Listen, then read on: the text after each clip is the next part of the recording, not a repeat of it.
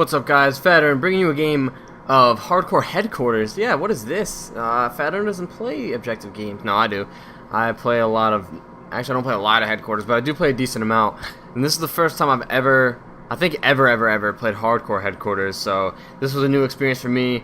I figured it'd be good to play a different game mode, but that's not like I necessarily chose to. I was actually playing by myself a little bit, and these kids wanted to play with me. I don't know if they're kids. I don't know how they old are. I'm guessing they're a little older than like 12, you know, right? They're probably like teenagers or something. But they invited me to their party. We were playing team deathmatch, and all of a sudden they're like, "Hey, now that we have someone else in our party, let's go play some Hardcore Headquarters." And I was like, okay, let's do it. So it's me and these three other guys, and we played some Hardcore Headquarters. And it's a decent game mode. I like that you don't have to wait forever to respawn on like CTF, because that's just an absolute bitch. But yeah, so this kind of goes for the both Headquarters and Hardcore Headquarters, is that you want, the way I play it is, you want to have like 2 people right on the Headquarters, and the rest or something like that should be going around and trying to just kill off enemies, because you don't want to allow them to get close to the Headquarters. So my role kind of here was like to be near the Headquarters but kill people away from it and then try and cap it.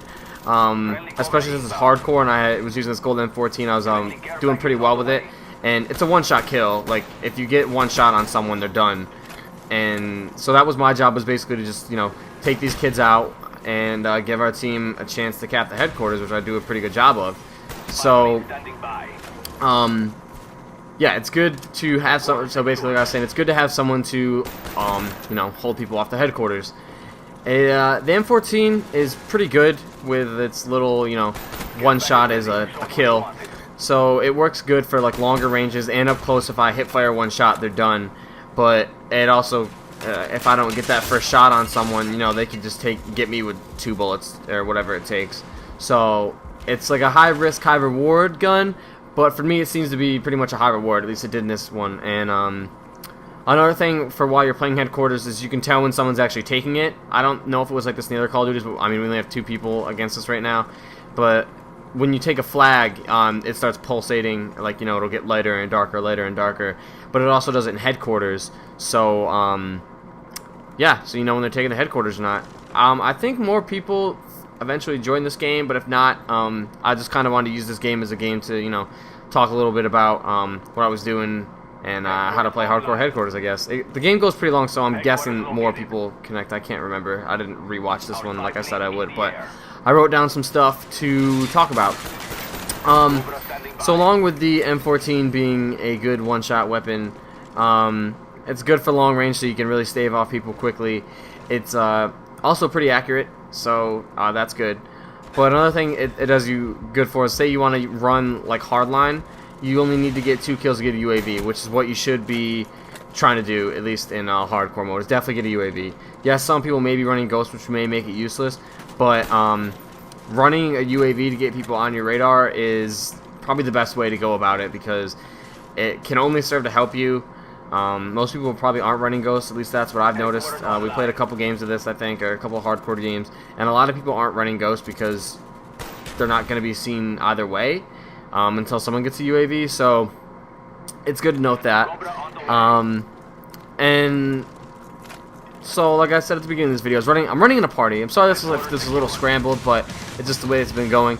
I was in a party, and if anyone out there plays in parties, which I'm sure you do if you played with me, the game feels really, really easy. And by really easy, I mean ridiculously easy, because it's just you and whoever you're in a team with, and usually if they're a pretty solid team, like they hold around like a 1 kill death ratio, maybe a little more, like you're gonna stomp most people out, unless you get into a game where, like, you know, everyone uses Ghost.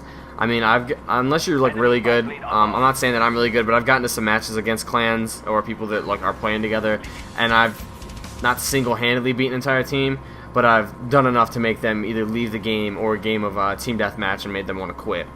So unless you find someone who's like pretty good as like a, I guess you want to call it a rogue, or like by themselves, then you're gonna do pretty well when you're in a team.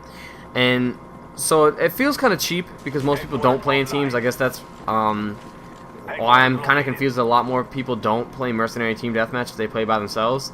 But they do. A lot of people do like to just play normal Team Deathmatch, but a lot of times you can run into parties, and that kind of ruins the game for the people who are playing by themselves.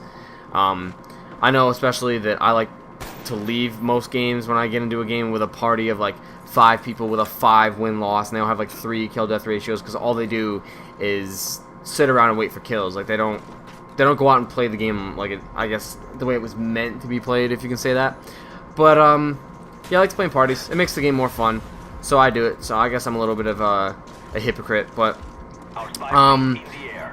if you follow David Vonderhaar, he's like one of the guys, I think the community manager for Black Ops. He does some open lobbies and stuff, and I know a lot of other people do too. And when they do, they usually just talk about, you know, stomping out pubs, or, you know, other people who are just playing in public matches, not playing in private, or do like game battles, stuff like that. And when they get in a party, they stomp out the pubs. It's kind of funny because when we play this game, we go out and, you know, we're playing against other like real people.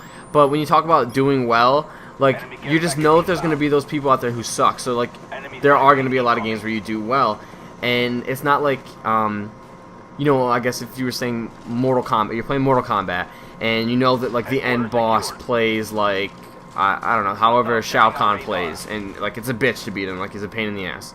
But you know how he plays every time, so like there's like strategies to beat them, and it's funny because these are like real people we're playing against, not like computers or robots and stuff. Yet we have like strategies to play against them, and like the game just gets easier when you play with a party. I don't know if you're keeping up with what I'm saying here, but it just feels like when you play with a party, it's kind of cheap. Like you're making the game, like you're putting the game on easy mode, kind of like if you're playing the game in co-op. Usually whenever I play a game in co-op, it feels much easier than, you know, what it should, because usually you're by yourself, you have someone to cover your back, stuff like that. And it seems like it would just be different, I guess, or you think it would be different because, you know, you're playing against real people. But even though you're playing against real people, it doesn't seem to really change the fact that having more of you makes it easier, or at least people that you can communicate with makes it easier. So I don't know, it's just one of the things that I've like thought about. It almost dehumanizes the other team because they, I don't know, it doesn't seem to matter. I mean, you'll see some of the later on games after I'm done with this Road Commander series that I just like dump on kids, and I'm not one to sit there and like brag, or, you know, I'm the best Call of Duty player ever, blah blah blah, like some people who are like, oh, I'm the best like Call of Duty rusher, or best whatever. I just go out to play, and I know that I'm better than a lot of people because I actually think about what I'm doing, or I have strategies. I also like to talk about my I don't know, felt like I just got stabbed in my side. Sorry about that. Intangibles. I don't know if you really know what intangibles means. If you do, well, good for you. If not, whoops, I just killed a teammate.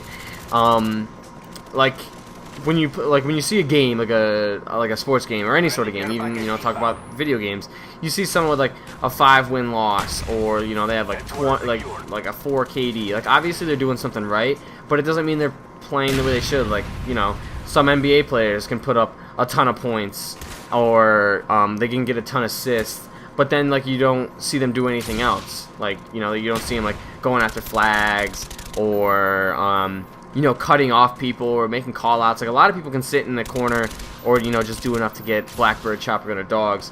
I always, like, you know, someone's coming to a flag, I'm the guy who will, like, you know, see that someone's coming from behind and go and kill that guy who's trying to take our flag, just so we can, you know, hold down our base. Like, you know, we have, like, say A and B. I kill that guy going the back way to A, which is, like, you know, may thwart him from going after our A flag. I don't know a lot of people that do that. They just go around and they just get kills. So their stats look amazing, but who knows if they actually play the game the way it should be played, or if they even, you know, if they have like the intangibles or stuff like that. Because you'll never know how a game will turn out. When it happens, that's it. But if you're playing the game and you're doing really, really well, but that's because you've had A and B all game, for, say, Game of Domination, you've had a game, or you're never getting killed from behind. Say for like Team Deathmatch, you're not getting flanked behind because, say, I'm paying attention to the 3 guys who continually try to flank us. I may only get like 9 kills, or say I only get like 12 kills, but like 6 of those kills were from people flanking us. Like if those guys got behind us, the game could be completely different. And the same thing goes for, like, you know, if those guys were not there, like, you know, ripping people's faces off, they might not even try to flank us. So There's another team kill. They definitely yelled at me after that one. They were like, Fattern, what are you doing? But there's a lot of intangibles, and I guess you just never know how the game's gonna play out. So everyone has their own style. But I like to know that I'm the type of guy who will play, you know, the objective, or look out for those random guys flanking, because I know that I like to flank. And if you get behind a team, you can really fuck some shit up. So I like to make sure that I don't let other people do that.